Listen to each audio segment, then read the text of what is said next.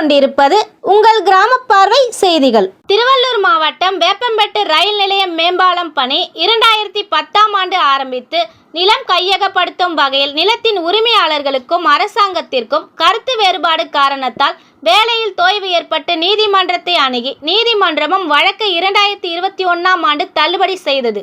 இருப்பினும் வேலையில் தொய்வு ஏற்பட்டதால் சமூக ஆர்வலர்கள், கட்சி பிரமுகர்கள், சட்டமன்ற உறுப்பினர்கள், பொதுமக்கள் மாநில மற்றும் ரயில்வே துறை அலுவலகங்களில் மனு கொடுத்தும் போராடி வந்த நிலையில் மார்ச் 13ஆம் தேதி வேப்பம்பட்டு அரவிந்தர் பள்ளி அருகில் மீண்டும் மேம்பாலம் பணி தொடர பூமி பூஜை நடந்தது. இதில் பூவிருந்தவல்லி சட்டமன்ற உறுப்பினர் ஆ. கிருஷ்ணசாமி, ஒன்றிய சேர்மன் ஜெயசீலி ஜெயபாலன், ஒன்றிய செயலாளர் சே. பிரேமானந்த், 26 வேப்பம்பட்டு ஊராட்சி தலைவர் சதா பாஸ்கர், 25 வேப்பம்பட்டு ஊராட்சி தலைவர் ராஜேஸ்வரி சேகர், பெருமாள்பட்டு ஊராட்சி தலைவர் சீனிவாசன், ஒன்றிய தலைவர் வாசுதேவன் பிஜேபி, மாவட்ட பொருளாளர் மதுசூதனன் பிஜேபி மற்றும் நெடுஞ்சாலைத்துறை பொறியாளர்கள், பொதுமக்களும் கலந்து கொண்டு சிறப்பித்தனர்.